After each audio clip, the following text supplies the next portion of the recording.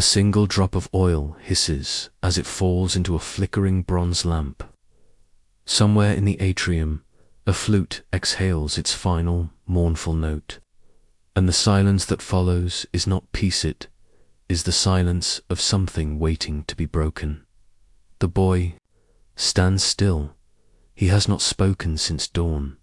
Behind him, the marble walls bloom with fading frescoes dancers, gods, lovers, mid-embrace. Their painted eyes never close, watching, always watching. Their colors are dulled by time, by smoke, by the quiet violence that clings to these rooms like perfume. A faint tremble plays along the edge of the boy's lips, but he holds it in. He has learned quickly what kind of expressions are permitted. Here, what kind of silence survives. The silk on his shoulders itches. It smells of crushed myrrh and stale rosewater, too sweet, like wine turned sour. His reflection blinks back at him from a dozen bronze mirrors, but none of the faces are his, not anymore. Sporus. That was his name. It still is, though no one speaks it now, unless in whispers, as if the sound might offend the gods or stir the dead. Once he had a family, a voice, a body that belonged only to him. But the moment Nero's men arrived draped in purple and arrogance, things were peeled away, not quickly, not mercifully, but with ceremony. They told him he had been chosen, not taken, chosen, as if the gods had spoken through the emperor's grief, through his madness, as if beauty was a fate to be punished. They brought him to Rome under cover of dusk, not in chains, but wrapped in white linen, as though he were a gift, or a corpse. The city opened for him, not with fanfare, but with doors that creaked too slowly. Eyes followed him, some curious, some pitying, most afraid. He was not yet the bride, not yet the ghost, but the change had begun. The room where it happened was lit with candles and covered in flower petals. There were no prayers, no weeping, only the rustle of silk and the muffled steps of physicians whose hands knew how to cut without hesitation. The veil was already waiting, folded with obsessive precision. They say it once belonged to Poppaea herself, the empress whose death had hollowed Nero into something less than a man, and more than one dot. No words were spoken when they placed the blade beside him. No words, only the weight of imperial will. Sporus screamed, the kind of scream that cracks stone. But in the corridors beyond, music played. The court applauded, believing it a wedding rehearsal, believing what they were told to believe. When it was done, he bled alone. The servants came in silence. They washed him with milk and perfumed oils. They brushed his hair and powdered his face, curling the strands to match portraits of the dead empress. They slipped golden bracelets onto his wrist, scold and unfamiliar, and placed the ring on his finger, a betrothal ring, a mockery, a crown. And when Nero finally entered, draped in gold, wearing a laurel to green for the season, he said only one word, Poppaea, not a greeting, not a name, a replacement. The boy did not answer. His tongue was still his own, but the words felt foreign, useless, drowned beneath the veil. From that day forward, he did not walk as Sporus. He walked as her in the imperial gardens. Senators whispered behind fans. Eunuchs bowed lower. Dancers refused to meet his eyes. They all knew. They all watched. And yet the charade continued. Lavish dinners, public appearances, theatre performances where Nero played the lyre and the boy sat beside him, smiling through the pain. Nero believed he had conquered grief, that he had outwitted death, that love, could be resurrected with enough power, enough blood, enough silence, and Sporus draped in ivory and dread became the breathing proof of that delusion. The boy began to dream of rivers, of slipping into the Tiber at night and letting it carry him away from the marble tomb where he now lived. But he never moved. He couldn't, not because of guards or threats or chains, but because there was nowhere left to go, not as he was, not as what he had become. In the atrium, the flute resumes, a slow, trembling melody. Outside, the bells of the forum begin to ring, not for a festival, not for war, but for a wedding. The empire will gather. They will watch as Nero takes his bride. They will watch as Sporus what remains of him steps forward to meet a kiss shaped like memory and madness, and none will speak, not of what was done, not of what was lost. Only the Tiber will remember, only the river moving on without judgment, without pause, carrying ashes, prayers, and broken names toward a sea that does not care who they once were. The veil lifts, the door opens, and the boy walks into history not as himself, but as a wound that would never close. The feast will follow. But beneath the laughter and wine, something is unraveling. Not just the boy, not just Nero, but Rome itself. And what waits beyond this night will be darker still. The rain had not stopped for 3 days. It clung to the leaves of the laurel groves like dew from another world, and turned the dust of the Palatine hill into a slow-moving mire. The marble gods, chipped by time and war, stood silently as water ran down their cheeks like grief sculpted into stone. Beneath them, among the overgrown gardens of what was once a republic and now only theatre, the emperor walked. His boots sank into the mud, his cloak dragging a line behind him like the path of a serpent. Nero said nothing, not to the guards, shadowing him at a distance, nor to the slaves watching from behind vine-covered columns. He walked as if searching for something, a face, a voice, a ghost, somewhere behind the tremble in his lip and the dark ring beneath his eyes. The madness had sharpened into conviction. Poppaea was gone.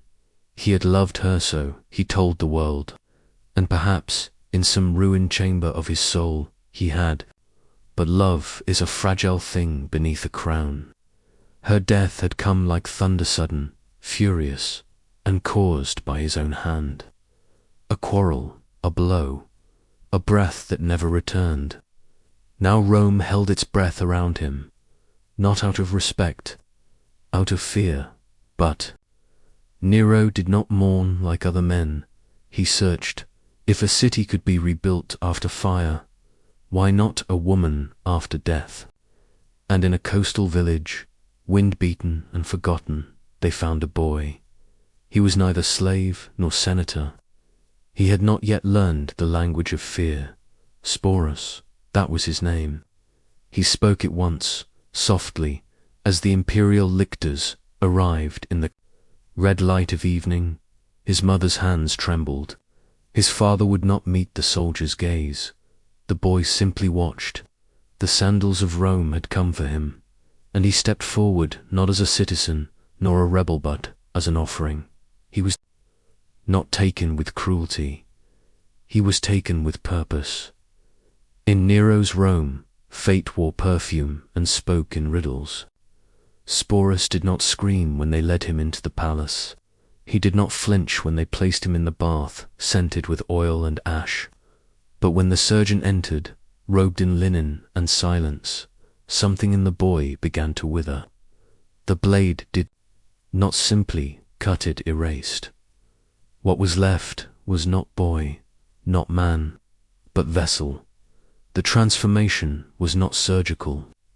It was theatrical.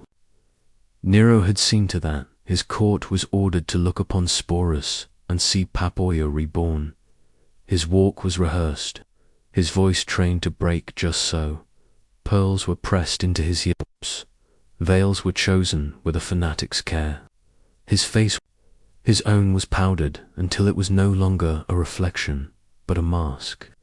One worn not in celebration, but in sacrifice. The senators did not protest. They bowed low, their eyes cast downward as if shielding themselves from the enormity of what was being done. To defy the emperor was to defy fate, and in a Rome ruled by spectacle, even horror could be passed off as divine theatre. The wedding was held in private chambers, beneath a ceiling painted with constellations. A priest recited ancient vows while the lamps flickered as if uneasy. Nero held the boy's hand and called him Poppaea. He said it with a reverence so complete it bordered on madness. When he kissed him, the court erupted into applause-trained, hollow, terrified applause. Sporus did not weep, he did not run. He stepped through the veil like a ghost, crossing into another world, one where he would no longer be remembered for who he was, but only for what Nero had made him. A shrine in living flesh, a statue made to bleed, a lie too costly to unravel. Outside, the rain began to ease, but Rome remained damp with tension. In the streets, rumors slithered through the taverns, and they spoke of the boy bride, of Nero's hunger to undo death with flesh and flowers. Some laughed, others prayed, but all understood. Something sacred had cracked, something ancient had been repurposed. Sporus sat beside the emperor at feasts, dressed in the silks of the dead. He smiled when commanded, bowed when expected, and learned to swallow not only shame, but identity itself. His voice, soft, rehearsed, became a mirror for Nero's madness. And yet, within that mirror, a quiet resistance formed. He began to watch. He learned who whispered what, who winced when Nero spoke of his Poppaea, who looked away first. Sporus had been made into a symbol, but even symbols have shadows. At night, in his chamber, thick with incense and gold, he stared into the polished bronze of his mirror and whispered his name. Not hers, not the one he'd been given, his own. It was all he had left, but even that was dangerous, because in the empire of Nero, to remember yourself was to commit a kind of treason. The door creaked, footsteps approached. Another feast awaited, another kiss, another performance. Sporus stood, shoulders straight, veil lifted. He was ready. But somewhere in the city's underbelly, a different silence was growing, one not born of awe but of revolt. And though the emperor still smiled, still composed, his odes still held the boy's hand before the court, the walls were beginning to whisper, not just about Sporus, but about the end of Nero, and the weight of that prophecy would fall harder than any blade. The curtain had been drawn. The performance had begun, but no theatre, however grand, can last forever. The rain softened Rome into memory. It fell in whispers against the rooftops of the Subura, where beggars huddled beside dying fires. It slid down the marble columns of the Senate, where laws were now recited not in justice, but in fear. And in the palace of the Golden House, the Domus, stitched from gold leaf and nightmares, it soaked the petals that littered the floor like bloodless offerings. Each rose, once red and fragrant, was now pale and bloated with water. They stuck to sandals, clung to the hems of togas, floated in chalices of wine, and stained the corridors with a sweetness so thick it choked the air. This was not mourning. This was resurrection by delusion. Poppaea. Sabina had died months ago, her final breath crushed beneath a fit of rage that even Nero could not fully name. and yet her perfume still lingered in the palace halls. Her silks remained folded in cedar chests.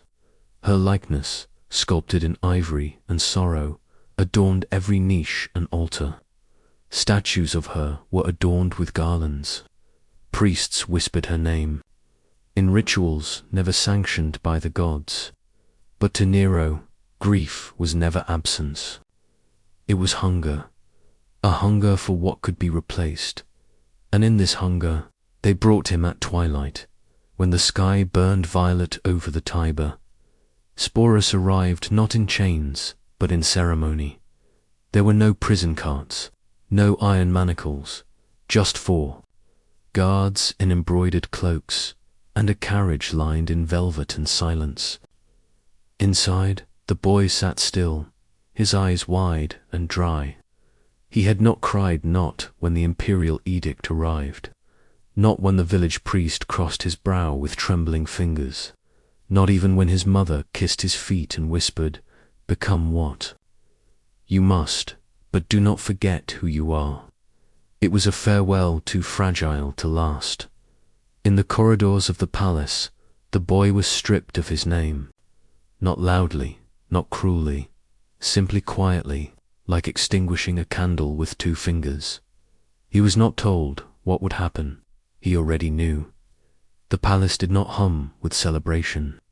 It pulsed with expectation, with ritual, with the precision of horror disguised as right. The servants moved with eyes downcast. The physicians prepared their tools in silence, their faces blank, their hands clean. The castration was not declared. It was simply done. No words, no ceremony, just steel and cloth. And a scream that never left the boy's throat but burned there, trapped like smoke in a sealed room. The room smelled of salt and rose water, of incense that curled through the air like a dying serpent. Outside, a lyre was being tuned for the evening's feast. When it was over, he did not faint. He did not beg. He only stared, and they dressed. Him in white dot, not the white of innocence, but of funerals. Pearls were sewn into the hem of his gown, their luster dulled by candlelight. His hair was curled, oiled, combed until it matched the portraits of the dead empress. The imperial veil, woven with gold thread and once worn by Poppaea herself, was drawn down over his face. He was led step by silent step to the chamber of marriage. The room was dim, no witnesses beyond the shadows, no applause, no gods, only. Nero, the emperor, wore purple so dark it might have been black. He smiled with eyes too bright, too fevered. He lifted the veil, not gently, but with a kind of hunger as if peeling away time itself. And when he looked into the boy's face, he did not see Sporus. He saw her. He saw Poppaea. And in that delusion, he believed he had one. The priest spoke the rites in a voice hollow with dread. Each line of the ceremony, once meant to sanctify, union now dragged across the floor like chains. And when Nero kissed him, when his lips touched the boy's, it was not a kiss, it was a spell.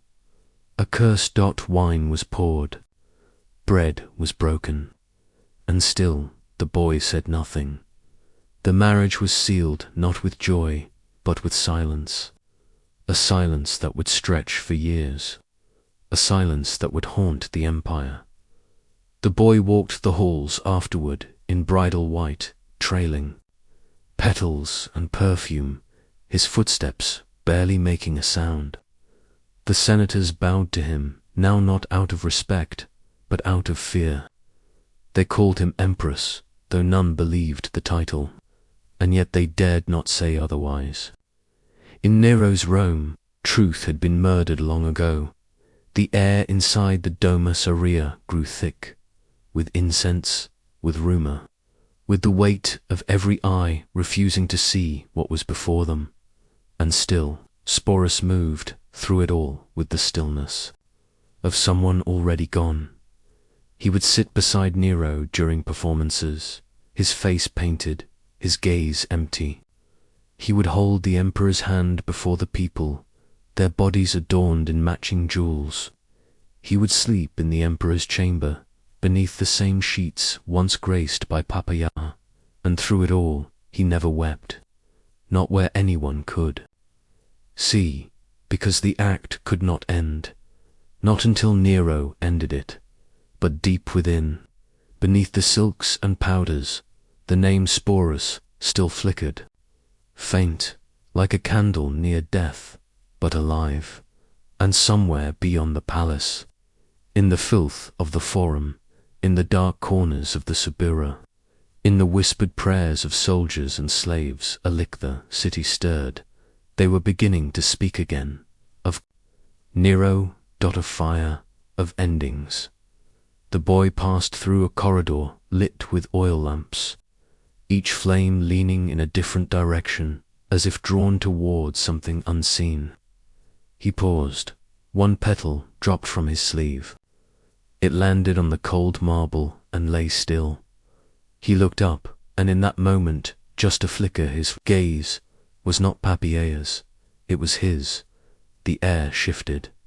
History turned a page, and far beyond the palace, somewhere in the blood-stained dust of rebellion, the next chapter had already begun.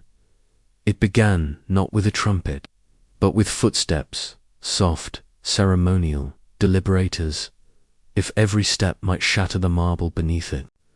The air inside the palace was thick with myrrh and apprehension, and the torchlight danced against gilded ceilings painted with gods who no longer listened. They had heard too many prayers, too many betrayals, too much blood. A procession moved through the heart of the imperial court. Like a dream too heavy to wake from, musicians played the kind of song that sounds like forgetting, slow, aching melody on the lyre, each note held like a breath that dared not be released. Bronze candelabra swayed gently with every footfall, their flames hissing softly, as if whispering things the empire was too afraid to say aloud. And in the center of it all walked the ghost of a woman, wrapped in the skin of a boy. White robes trailed behind him like mist on the Tiber. His veil was thick, embroidered with imperial sigils, stiff with thread spun in the temples of old gods. Beneath it, his face was pale, still, unreadable. His lips trembled, but not from cold. The boy had once been Sporus, now he was no one, or everyone. The crowd did not cheer, they did not cry. They watched, rigid and wide-eyed, as though witnessing a miracle they did not believe in. Senators stood like statues, carved in dread. Nobles forced their mouths into lines of polite approval. Behind closed doors, their wives wept into linens that would never be laundered clean. This was not a wedding. It was an exorcism, a child sacrificed not to the gods, but to the emperor's grief. Only months before, Sporus had been a boy with dust. On his sandals and dreams still unspoken, the son of a freedman, born beneath roofs that leaked when it rained, where olive oil was a luxury and hope was rationed like grain. He had soft cheeks, uncalloused hands, and a voice like birdsong at dawn. But then Nero saw him. And when Nero saw, the world bent. Poppaea had died crushed beneath the weight of her husband's fury, her unborn child silenced with her. They called it an accident, a tragic misunderstanding. But in Nero's heart, understanding had long since drowned in wine and ashdot. He did not mourn as mortals mourn. He demanded resurrection. Rome, cowed by years of fire and spectacle, gave him what he asked for: silence, silence from the Senate, silence from the priesthood, silence from the people who once cheered his songs in the theater, but now feared the shadow behind every curtain, And in that silence, a ritual was performed. They called it a transformation, a rebirth. They said nothing of knives, of bindings, of screams muffled behind silk curtains while incense burned and physicians wiped blood from silver tools with temple cloths. Sporus was not punished. He was prepared to receive the spirit of a woman long dead, prepared to become a living altar to one man's madness. He emerged days later wrapped in white, walking slowly through the corridors of power with legs that barely remembered how to hold him. His eyes were dry, his lips sealed. Somewhere inside, a child had stopped breathing. In his place now stood a symbol, a vessel, a sacrifice. Nero declared him empress. The ceremony was held at night, in the hush of torchlight, behind guarded doors. There were witnesses, but no one truly saw. The rites were whispered. The priest stammered his lines, voice brittle with fear. When Nero lifted the veil and kissed the boy's lips, the air itself recoiled. It was not love, it was not healing, it was the empire's reflection, cracked and bloodied, smiling back at itself in the broken mirror of a child's body. Outside the palace, laughter rang through the taverns and streets. They called it a parody, a scandal. Some said Nero had gone too far. Others said he had always been there, in the place beyond reason. But none dared oppose it. His reach was too long, his vengeance too swift. And inside the palace, Sporus played his part. He stood at Nero's side during festivals. He dined at his table, dressed in Poppaea's gowns, his hair styled in her memory, his voice now quiet as marble. He walked like her, sat like her, and every time Nero looked at him, his eyes softened, if only for a moment. But what did Sporus see behind the veil? We do not know. No poet dared write it. No historian recorded the truth of his heart. Was there fear? Was there hatred? Was there some thread of survival, strung tight between the ribs like a harp string, vibrating with every breath? Or was it simply nothing, an emptiness too vast for words? In those halls of power, he became more than a boy. He became Rome's unspoken confession, a city built on blood and smoke, where the line between spectacle and sacrifice blurred until no one remembered which was which. And all the while, the empire teetered its foundation, cracking beneath the weight of unreality. Senators plotted in silence. Generals waited in distant provinces.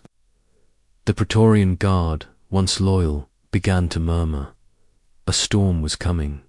But for now, the boy stood still beneath the painted ceiling, beneath the gaze of Nero, his husband, his captor, his god, and, in the flicker of torchlight, the veil shimmered not with beauty, but with the unbearable weight of what had been taken, and what had been made in its place. Somewhere, beyond the city walls, a standard was raised in rebellion. But here, in the gilded heart of the empire, a child's silence was the only sound that mattered. The theatre was not over, not yet. The final act was only just beginning. Smoke curled into the heavens like a prayer no god dared answer.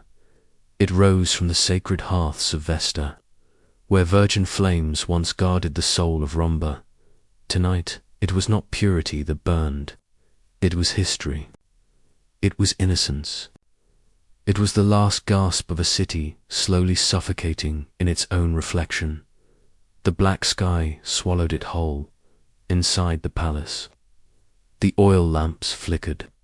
Their flames, restless and sickly, cast shifting shadows across the frescoed walls painted with myths of gods and lovers, of triumphs that once stirred pride. Now, they served only as silent witnesses, unblinking, unforgiving. The boy stood barefoot before them. His feet touched the cold mosaic floor. Its polished stones, chilled like coins pressed to the eyes of the dead. He wore only linen, plain and pale. He could hear, faintly, the rustle of silk being prepared in a chamber nearby, fabric that would soon cling to him like another skin. A lie sewn with thread. Sporus. Once a name, now a sentence. Nero watched from behind a half-drawn curtain, his face gaunt with sleepless nights and hungers too monstrous for daylight. His fingers trembled as they traced the rim of a wine cup, untouched. It wasn't thirst that held him, it was memory. Poppaea, her laughter like oil over water, her scent lingering in the folds of his robes. Long after her body had turned cold, he had killed her, and yet he could not let her go. He did not name it guilt. He did not name it grief. To do so would be human. He named it need. He sought not forgiveness, but resurrection. Not absolution, but restoration.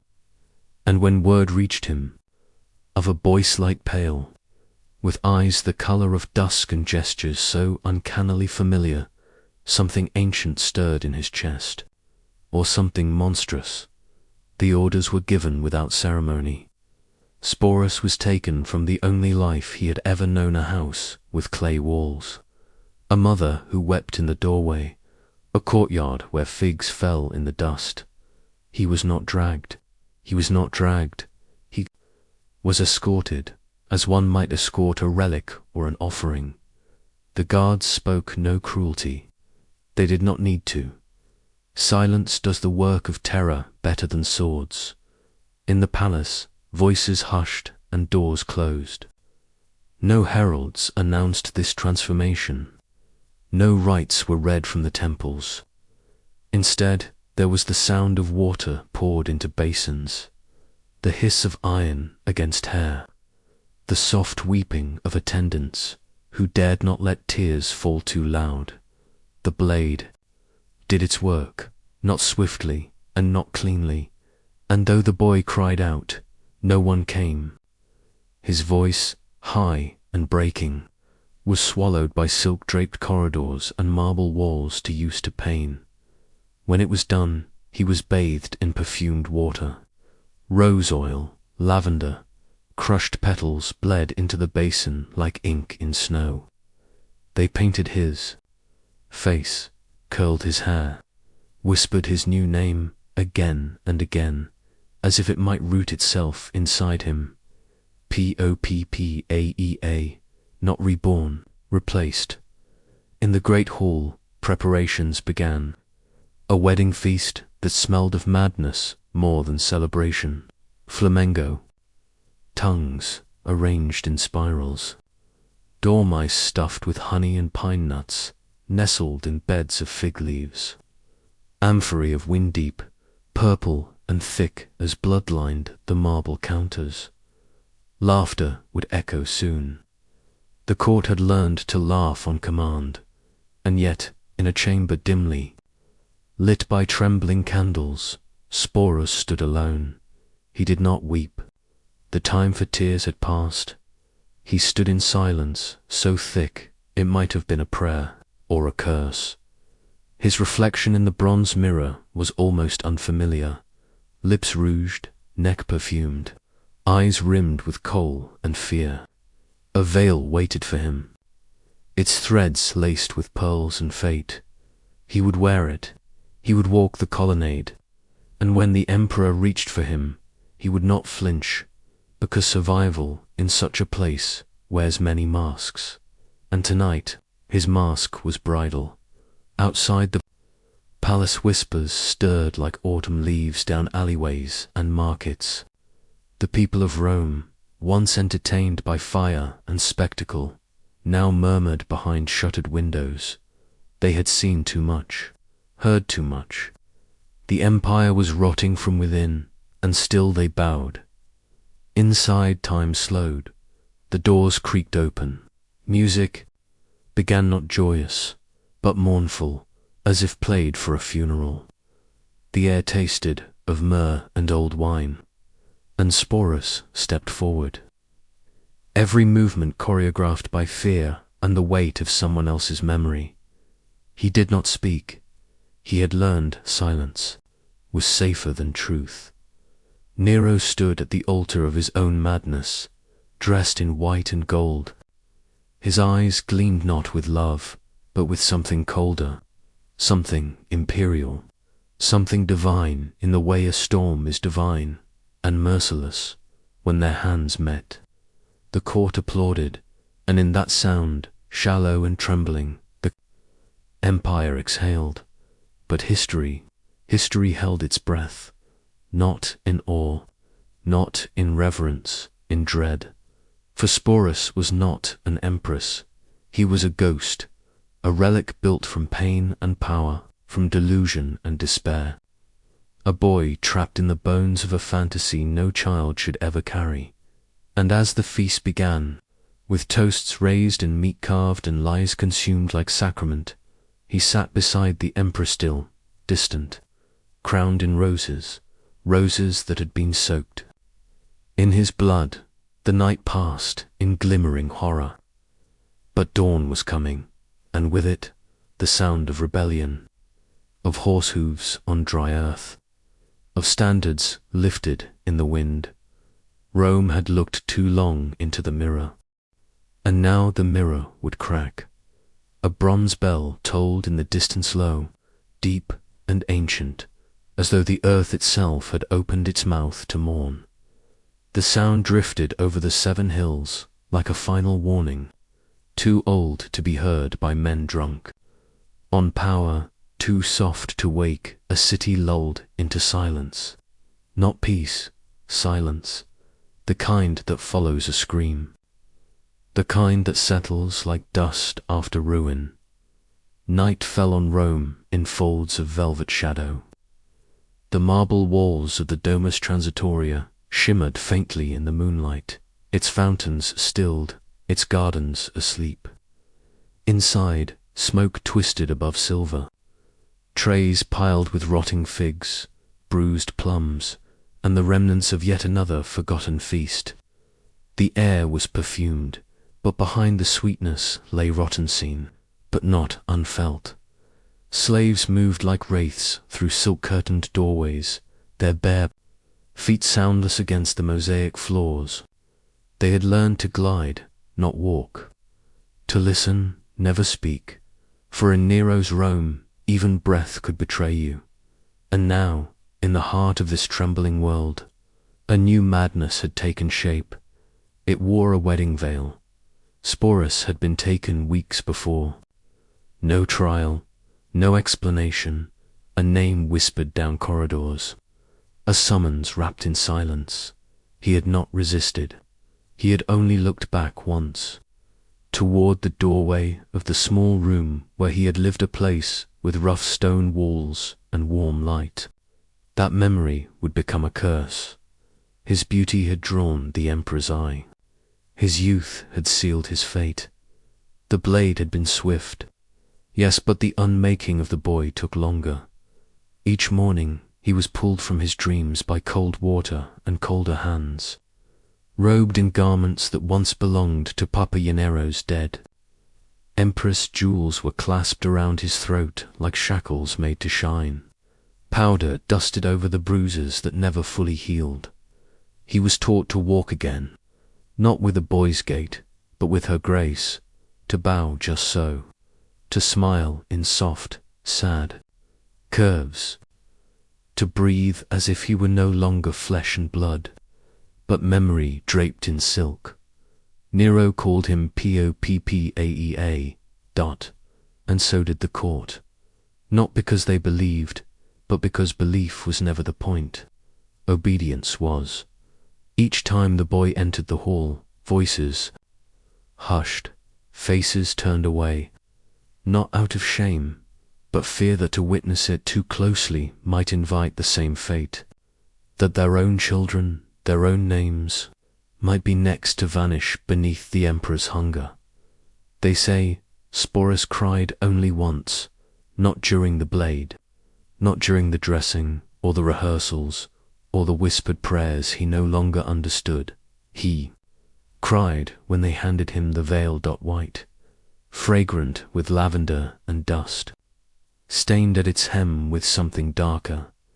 The day of the wedding arrived with crimson skies and uneasy wind. The forum remained quiet, as if the stones themselves refused to echo joy in the palace.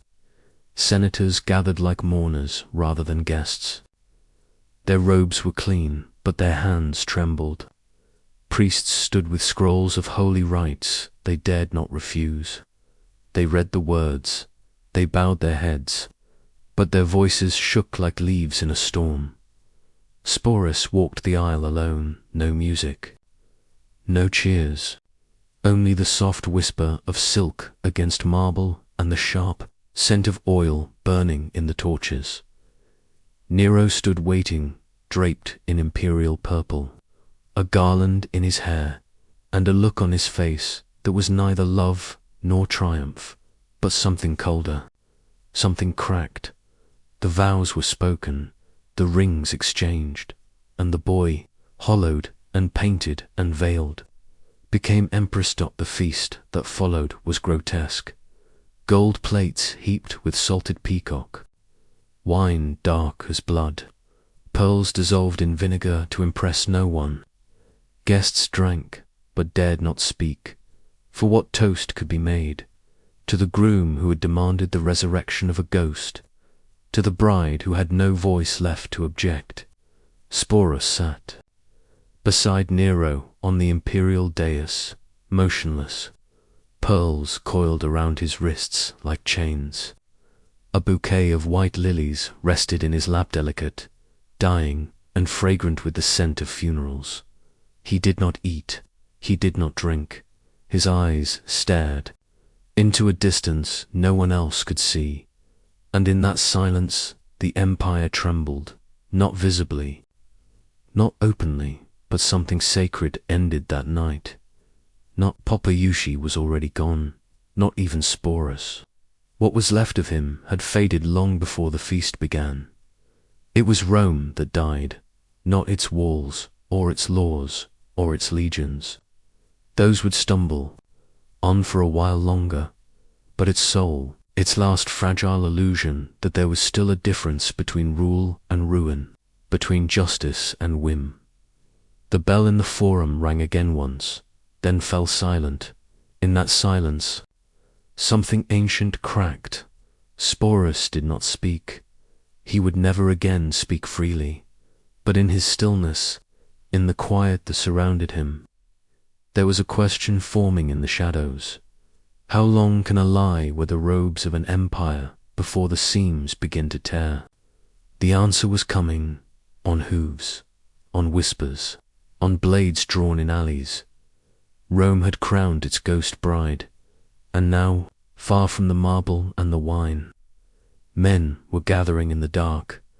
The sound of sandals on marble echoed like thunder whispered from beneath the earth's low, rhythmic, and unnatural. Each step struck the stone with a softness too rehearsed, as if the boy were trying not to wake something ancient that slumbered beneath Rome's golden halls.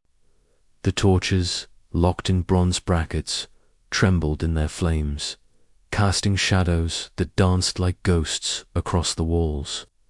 Dolphins carved into mosaic swam beneath his feet, frozen in blue and white tessery, their playfulness a mockery too.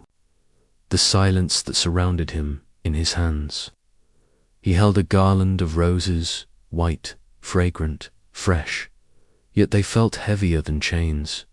Each bloom trembled slightly with his breath, though his breath was shallow.